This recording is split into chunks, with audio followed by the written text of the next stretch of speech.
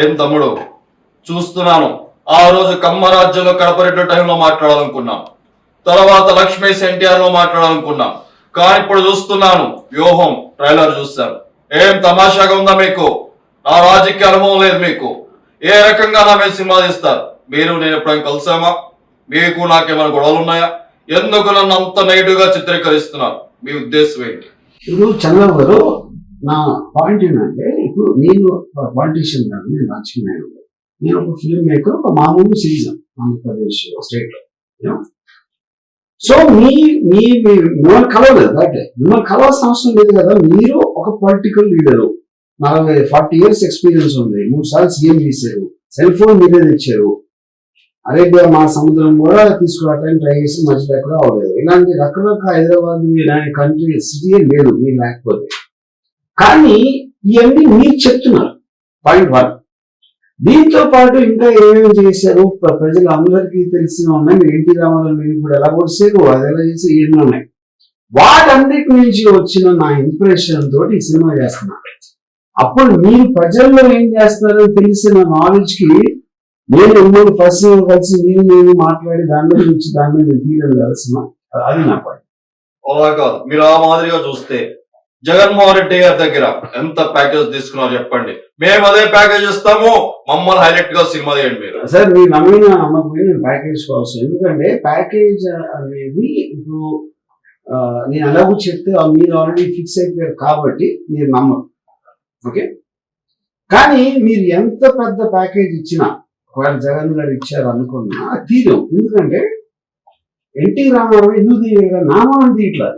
NT Ramarao గారు కొన్న character ని పోర్ట్రేట్ చేయటంలో అక్కడ జరిగిన దాంట్లో దాని మూలాన తీయగలిగా. సిమిలర్ గా నేను ఇప్పుడు జగన్ గారిని పాజిటివ్ గా చూపిస్తున్నానని మీరు అనుకుంటే అది నాకు జగన్ గారికి ఇంప్రెషన్, నేను దాన్ని ఎప్పుడు దాయాలి, ఓకే?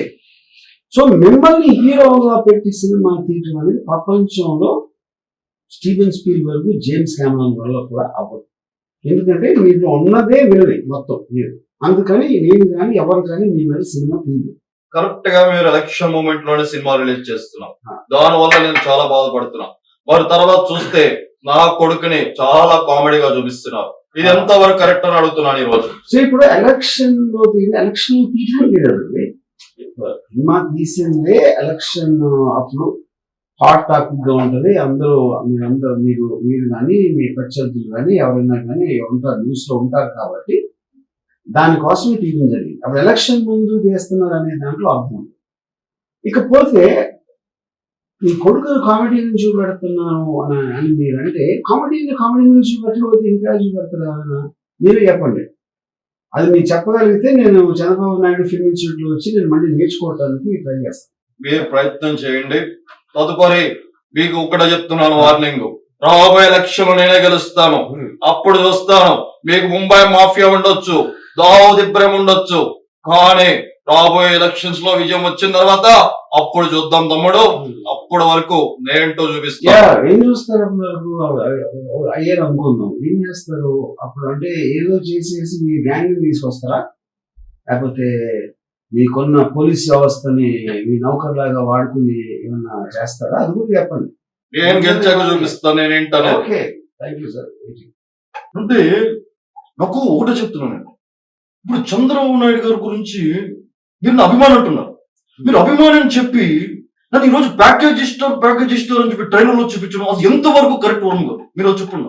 ప్యాకేజ్ ఇస్తారని నేను చెప్పలేదు, చంద్రబాబు నాయుడు మీ గురించి చెప్పారు, అది నేను చూపించాను. నేను కెమెరాతో అక్కడ ఉన్నాను కాబట్టి అది నేను తీశాను. నేను ప్యాకేజ్ ఇస్తారని ఎప్పుడు చెప్పలేదు. సో చంద్రబాబు క్యారెక్టర్ ఆఫర్ చేశాను, ఆఫర్ చేసింది మీరు స్వీకరించారని కూడా నేను చెప్పలా. నేను చర్యలు చూస్తాం, ఇంకొకసారి చూడండి. ప్యాకేజ్ ఇస్తా అన్నారు, దాని మీద మీరేమి రియాక్షన్ ఇవ్వలేదు కదా. అప్పుడు తీసుకున్నారా లేదా అనేది సస్పెన్సే కదా, నేను చూపించింది అదే.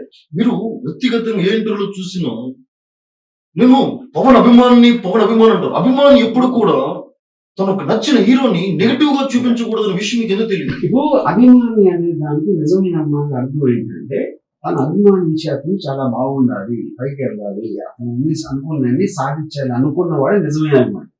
ఊరికని మీ మొహం చూపిస్తే చప్పట్లు కొట్టి గీయమనే కాకులాగా మన మేకలాగా అరిస్తే అదే అభిమానం అని మీరు అనుకుంటే నేనేం చేయలేదు. నేను కేవలం మీ మంచి కోరే నేను చెప్పిన ప్రతిదీ ఒక ఉచిత సలహా. తీసుకోవడం తీసుకోపోవడం అనేది మీ జ్ఞానం మీద ఆధారపడదు. తర్వాత నాకు చాలా మంది వాట్సాప్ చేస్తున్నారు. నేను ధర్నాకి వెళ్ళినప్పుడు, చంద్రబాబు గారు అరెస్ట్ అయినప్పుడు, నేను పడుకున్నప్పుడు రోడ్డు మీద పడుకున్న ఫోటో కావచ్చు, ఎక్కడ బండ మీద పడుకున్నప్పుడు ఫోటో కావచ్చు, లేదంటే మీరు ట్విట్టర్ లో ప్రతి ఫోటోని ఎడిటింగ్ చేసి పెట్టడం వల్ల నా మనసు చాలా బాధ అనిపిస్తూ ఉంటుంది. ఎప్పుడు ఎందుకులే, సరే మనం మాట్లాడదాం, ఒక సమయం వస్తే సహిస్తాను, ఒక సమయం వచ్చినప్పుడు ఖచ్చితంగా వర్మాని ప్రశ్నించాలనుకున్నాను. ఇప్పుడు ప్రశ్నిస్తున్నాను, దానికి సమాధానం చెప్పండి. ఇప్పుడు మీరు ప్రశ్నించిన, నా దవడ పగలగొట్టిన, నా బట్టలు తీసి పరిగెత్తించిన, లేకపోతే గుంకి పిసికి చంపేసిన, అది ఆలోచన మీకు ఉండొచ్చు. కానీ అలా చేస్తే నన్ను కాదు, ఎవరిని చేసినా మీరు ముందు బొక్కలో పెడతారు. ఇది వ్యవస్థ, నేను కాదు ఎవరు కాదు. ఇక పాయింట్ ఏంటంటే, ఇప్పుడు నేను అది పెట్టినప్పుడు అది ఉన్నది నేను పెట్టింది కదా. మీరు పబ్లిక్ డొమైన్ లో ఉన్నారు, మీరు ఒక సూపర్ స్టార్, మీరు ఒక పాలిటీషియన్. సో పబ్లిక్ డొమైన్ లో ఎవరు ఉన్నా సరే, ఎవరైనా సరే వాళ్ళ తోచిన విధంలో ఒక రెస్పాండ్ అవ్వచ్చు దానికి. అప్పుడు నేను 1 month ముందు మీ ఫోటోలు పెట్టాను వ్యూహంలో. మీరు అది చూసి అప్పుడు సిబిఎన్ గారు అరెస్ట్ అయినప్పుడు నా ఫోటోలు కాపీ కొట్టేది నేను మీ మీద అభియోగం పెడితే ఏం చేస్తాను మీరు? అప్పుడు నా ఫోటోలు నేను తీసింది అదే పోజ్ లో అక్కడ మీరు కూర్చుంటే మీరు నా ఫోటోస్ కి మీరు వ్యాలిడేట్ చేస్తున్నారు. మీరు ఆల్రెడీ చేసిన దాన్ని నేను ఇమిటేట్ చేసినప్పుడు మీరు చేయొచ్చు, కానీ నేను చేసిన తర్వాత మీరు పెడితే అప్పుడు ఎవరెవరిని అడగాలి? ఇది ఒకసారి ఆలోచించాం. అంటే మీరు వ్యక్తిగతంగా మీరు సమాధానాలు బాగానే చెప్తారు, కానీ రాత్రిపూట అంటే ఏ హీరో మీద చూపించిన విధానం కరెక్ట్. మీరు నన్ను ఎందుకు ఫోకస్ చేస్తారు? అందరికన్నా మీరు ప్రతి హీరో కాబట్టి ఒకటి. నేను 2 మీరు ఒక్కరే పాలిటీషియన్ కాబట్టి. 3వది అడ్డదిడ్డంగా ఏమి కన్సిస్టెన్సీ లేకుండా మాట్లాడే వ్యక్తి మీరు ఒక్కరే కాబట్టి. దానివల్ల అభిమానులు దాడి చేస్తారని భయం లేదా మీకు? సార్ మీ అభిమానులు, నేను చెప్తాను అది అయిపోయింది ఇందాక, అది ఎవరెవరైతే ఆ ఫ్రంట్ బెంచ్ మీ మీటింగ్ దగ్గర ఉండి కైకి నడుస్తారో వాళ్ళు ఫస్ట్ మీ అభిమానులు. వాళ్ళ బుర్రలేని వాళ్ళు. మీ అమ్మాయి లేరంటలేదు, కోట్ల మంది ఉన్నారు. మా మదర్ కూడా మీ అభిమాని. వాళ్ళు మీ సినిమాని మిమ్మల్ని అభిమానిస్తారు. మీటింగ్ల దగ్గరకు వచ్చి అరిసే వాళ్ళ గురించి మీరు క్యారీ అయిపోయి మీ అసలు అభిమాని మీరు దూరం చేసుకున్నారు. దాంట్లో మా మదర్ మేము కూడా ఉన్నాం. వెనుకలో మోడీ గారు ఆ విషయం మీకు తెలియట్లేదు. మోడీ గారు లాంటి వ్యక్తిని నేను ఈరోజు ఎంతగానో నేను ఆయన వెనక నుండి ఇదంతా చేస్తున్నా. అనంత గొప్ప వారు ఉన్నప్పుడు కూడా మీరు కొంచెం కూడా భయం లేకుండా నా గురించి నెగిటివ్ ప్రచారం చేస్తున్నారంటే, నేను మళ్ళా చెప్తున్నాను, ఈ 29న సినిమా ఏ రకంగా రిలీజ్ అయ్యిద్దో, ఎలా రిలీజ్ చేస్తారో చూస్తా. ఇది ఒకటి. మీరు మోడీ వెనకాల ఉన్నదన్నారు. నేను ఏ ఫోటో చూసినా మీరు మోడీ వెనకాల ఉన్నారు. మోడీ వెనకాల లేడు. పాయింట్ 1, అది అక్కడ రాంగ్ ఇన్ఫర్మేషన్. సెకండ్ పాయింట్, ఇది చేస్తా అది చేస్తా మీరు చెప్తానే ఉన్నారు. ఎవరినో బట్టలు ఇప్పిస్తా, లేకపోతే పొడి చేస్తా, చంపేస్తా అని మీరు పొద్దున్న లెగిస్తే పగడబ్బాలు పలుకుతూనే ఉంటారు. అది ఎంతవరకు ఒక్కటి కూడా దాని నుంచి రాలేదు. సో అలాంటప్పుడు అందులో భాగంగానే ఇది కూడా నేను ఒక empty vessels make lot of noise అని ఇంగ్లీష్ లో ఒక సామెత ఉంది. అది ఒక్కసారి మీరు 2 లక్షల పుస్తకాలు చదివారు కాబట్టి ఆ పర్టికులర్ ఫేస్ అర్థం ఏంటో ఒకసారి అర్థం చేసుకోండి. అంటే ఈ సినిమా ట్రైలర్ చూస్తున్నప్పుడు ఏదో అన్నయ్య నేను నిజంగా మాట్లాడుకున్నట్టు, అన్నయ్య నాకేదో సలహా ఇస్తే అన్నయ్య మాట వినకుండా నేను వెనక్కి వెళ్ళిపోయి మీరు చూసినట్టుగా ఈ ట్రైలర్ లో ఎందుకు అన్నయ్య ఇన్వాల్వ్మెంట్ చేయాల్సి వచ్చింది? నాకు చాలా బాధ అనిపిస్తుంది మీరు అన్నయ్య ఇన్వాల్వ్మెంట్ చేయడం. అదే ఇప్పుడు మీ అన్నయ్య కూడా పొలిటికల్ పార్టీ, అన్నయ్య కూడా ఫిల్మ్ స్టార్ మీలాగే. మీరే మీ అన్నయ్య షూస్ సాక్స్ వాసన చూస్తారని చెప్పారు. అన్నిట్లో అన్నయ్య తీసుకుంటారని మీరే చెప్పారు. నేను చెప్పాలి. అలాంటి వాటిలో ఇంత పెద్ద నిర్ణయం పార్టీ పెట్టి దాంట్లో మీరు ఎంతో కొంత మీ అన్నయ్యని చెప్పకుండా ఎట్లా ఉంటారు? ఇదే విషయం అది అందరికీ తెలుసు, మీకు తెలుసు.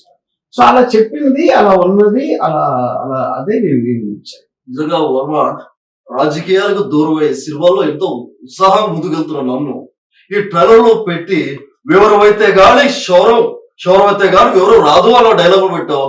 నిజంగా మీరు తమ్ముడు పెడుతున్న పార్టీకి నాకు ఎటువంటి సంబంధం లేదు, తమ్ముడికి సలహా మాత్రమే ఇవ్వగలుగుతాం. మీరు అలా చూపించడం నిజంగా నాకు చాలా ఆశ్చర్యంగా ఉంది. ఎందుకు మీరు అలా చూపించారు? అదే పాయింట్ అండి. చదివే వరకు నేను చెప్పేది అప్పుడు చిన్న విషయం. ఇప్పుడు మీరు ఒకే ఇంట్లో వచ్చి అంత అనుబంధాలు ఉన్న అన్నదమ్ములు అని అందరికీ కథ వినిపించి మీరు స్టేజ్ మీద ఫిలిం ఈవెంట్స్ లో అంత చెప్పిన తర్వాత 100% ప్రజారాజ్యం పార్టీ అనేది ఫీల్ అనేది జనసేన పార్టీ పెట్టింది. ఎందుకంటే తమ్ముడుగా మిమ్మల్ని ఏమి అనలేక ఆయన ఇంకో పార్టీ పెట్టుకున్నాడు. అప్పుడు మీరు అంత కష్టపడి పైకి వచ్చే పెద్ద స్టార్ అయ్యి మీ తమ్ముడు అవ్వటం వలన తనకు వచ్చిన బూస్ట్ తోటి తను కూడా స్టార్ అయ్యి దాని తర్వాత మిమ్మల్ని మీరు చేసింది కరెక్ట్ కాదు నేను చేస్తా ఇప్పుడు అని ఆ జనసేన పార్టీ పెట్టినప్పుడు ఆ జనసేన పార్టీ కూడా అత్యంత దారుణంగా ఓడిపోతే ఎంతో కొంత మీకు ఆనందం కలగకుండా ఎట్లా ఉంటుంది అన్నయ్య చెప్పండి. మనిషి అన్నవాడుకి ఉండకుండా ఉంటుందా అనేది అది ఊహించి నేను చేశాను. అది మీరు అని ఉండొచ్చు, బయట అని ఉండొచ్చు, లోపల అనుకుని ఉండొచ్చు, ఇంట్లో జనం ఉండొచ్చు. సినిమా అనేది ఇంటర్ప్రిటేషన్. గాంధీ కస్తూర్బాతో గాంధీ సినిమా తీస్తే గాంధీ కస్తూర్బా బెడ్డూలు ఏం ఆడుకున్నారు డైరెక్ట్గా ఎట్లా తెలుస్తుంది? ఏ సినిమా అయినా కూడా ఇంటర్ప్రిటేషన్. వాస్తవానికి మీరు మొత్తం దగ్గరుండి చూస్తున్నట్టు మొత్తం విన్నట్టుగా మీరు చిత్రీకరణలో అల్లు అరవింద్ కూడా పక్కన పడడం నిజంగా చాలా బాధ అనిపిస్తుంది. అల్లు అరవింద్ ఎందుకు పడాల్సి వచ్చింది? అంటే ఆయన కూడా మీ ఇంట్లో ఇంపార్టెంట్ పర్సన్ కాబట్టి మనకి అల్లు అరవింద్ గారు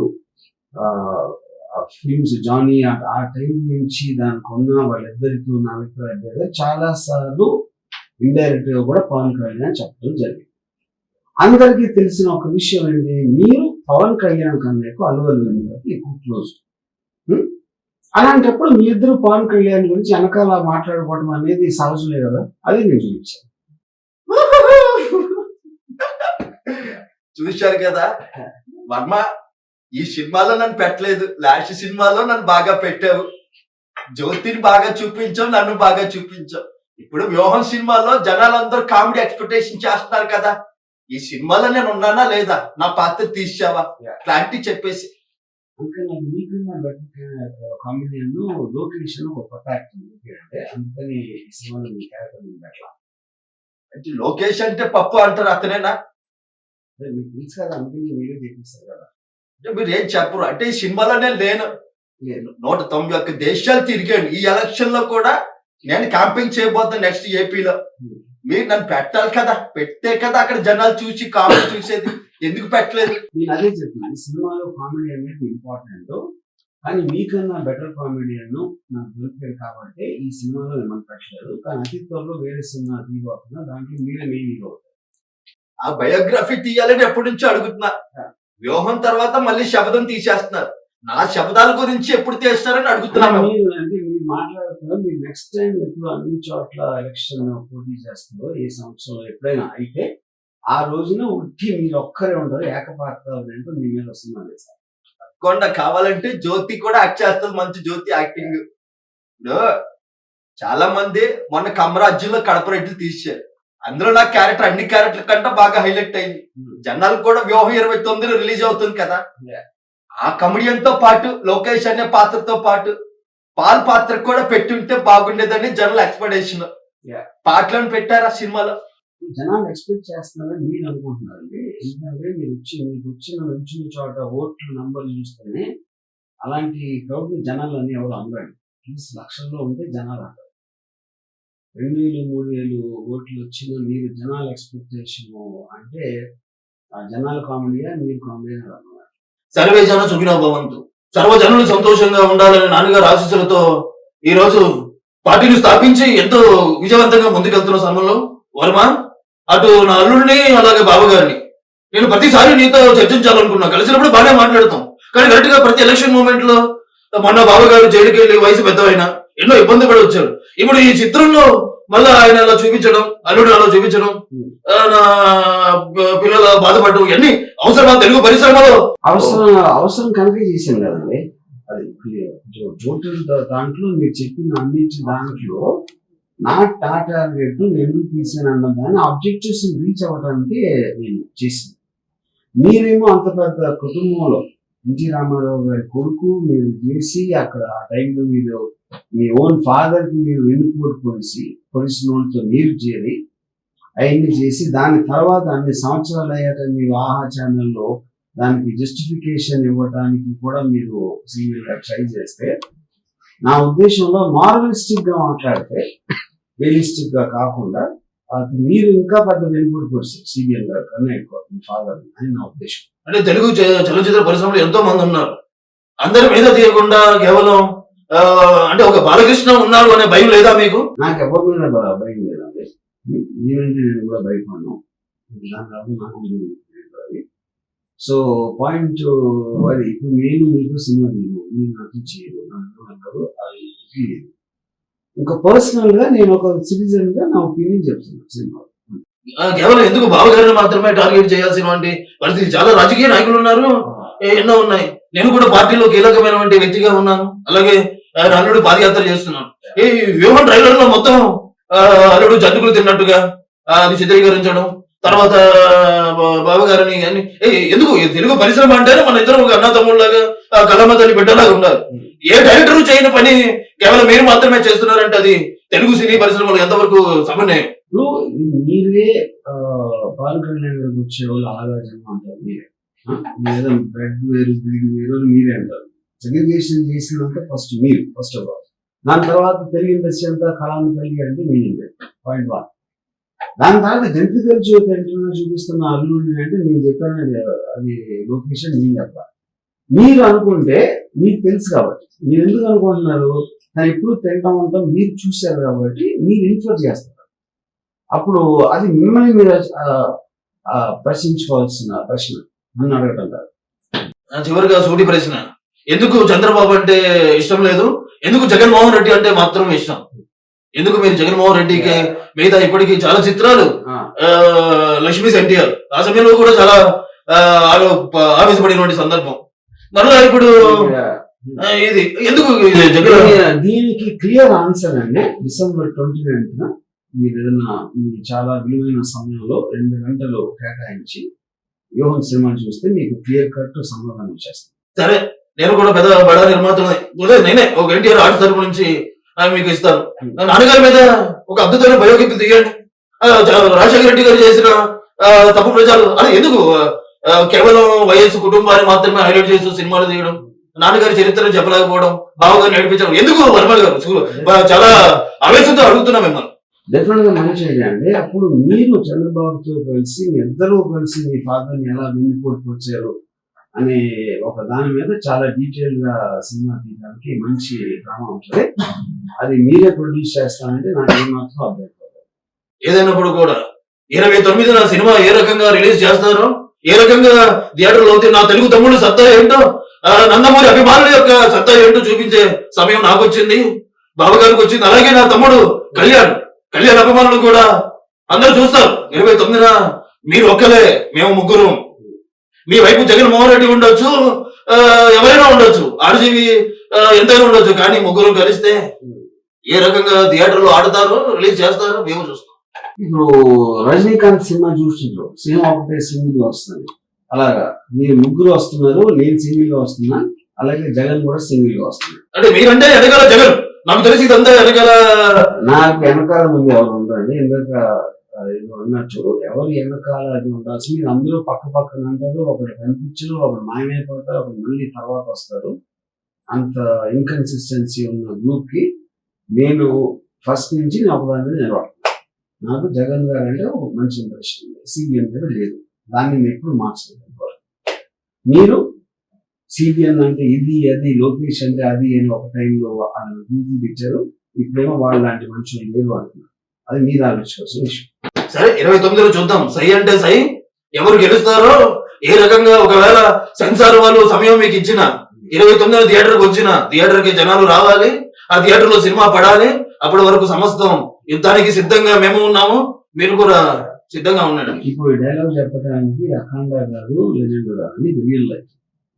రియల్ లైఫ్ లో కూడా ఎన్నో రియల్ లైఫ్ లో హీరోలు అని వాళ్ళు ఉండవు, వ్యవస్థ అనేది ఉండదు.